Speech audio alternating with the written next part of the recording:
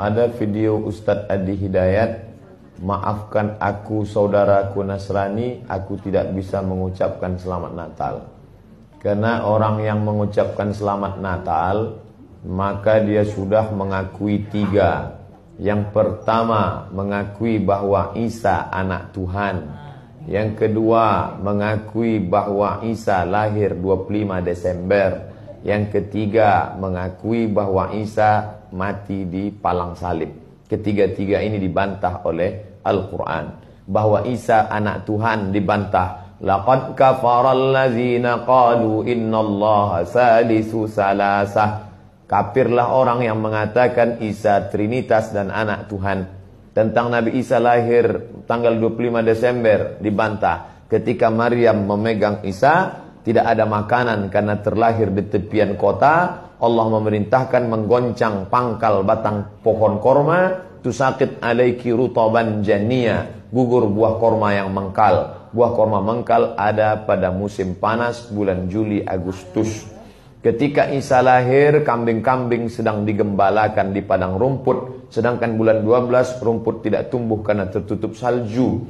Maka 25 Desember bukan hari kelahiran Isa, tapi hari raya merayakan Dewa Mitra, Dewa Matahari, yang diambil oleh Kaisar Konstantin dari Konstantinopel. Lalu kemudian tentang Isa mati di palang salib dibantah Al-Quran. Wa ma qataluhu, mereka tidak membunuhnya. Wa ma salabuhu, mereka tidak menyalibnya. Walakin syubbihalahum, ada orang lain yang diserupakan wajahnya dengan Isa. Dialah Yudas Iskariot, murid Isa yang menjual imannya dengan beberapa keping uang emas. Saya punya kawan Kristen Masehi, tapi dalam masalah hubungan baik, masalah ngasih makanan, masalah beri pakaian, oke. Tapi kalau sudah terkait dengan akidah, wala ana abidu ma'abadtum wala antum abiduna ma'abud lakum dinukum waliyadin.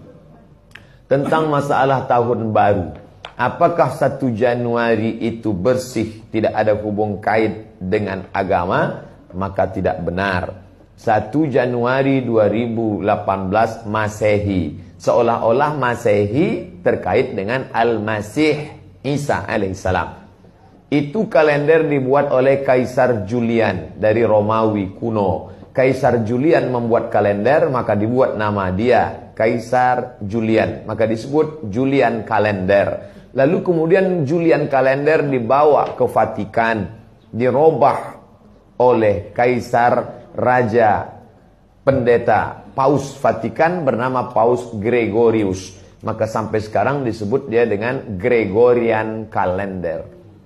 Lalu kemudian ketika terbentuk PBB, United Nation, Persatuan Bangsa-Bangsa, bingung mau pakai kalender apa? Di dunia banyak sekali kalender. Maka diseragamkanlah, dipakailah Gregorian kalender. Yang sebelumnya kita kerajaan Pasundan, kerajaan Demak, kerajaan Riau, Sendripura, itu pakai kalender Hijriah. Termasuk Yogyakarta pakai kalender Saka, karena Sultan Agung Jawa mengkawinkan antara kalender Jawa dengan kalender Hijriah.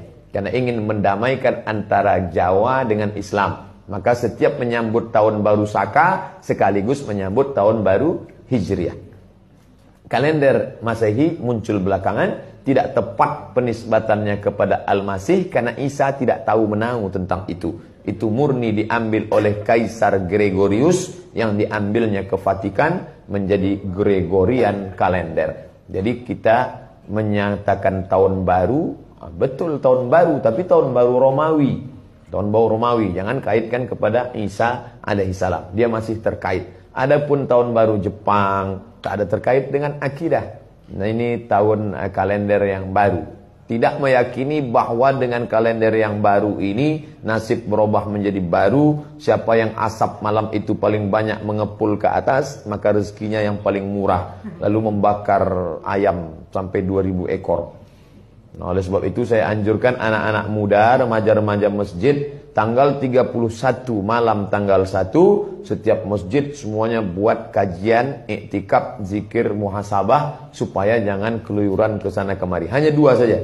Anak-anak muda pergi ke masjid mulai jam 10, jam 11, jam 12, jam 1, jam 2, atau habis isya tidur. Saya nggak bisa tidur Pak Ustadz. Biasa malam kalau nggak bisa tidur, habis isya makan Antimo 2. Nguap tidur langsung. Itu saja. Adapun nanti Ustadz malam tahun baru apakah buat muhasabah di masjid? Enggak. Saya berangkat 28, 29 umroh, maka tahun baru di Madinah. Tahun lalu juga begitu. Tapi tahun sebelumnya dibuat acara muhasabah. Wallahu a'lam.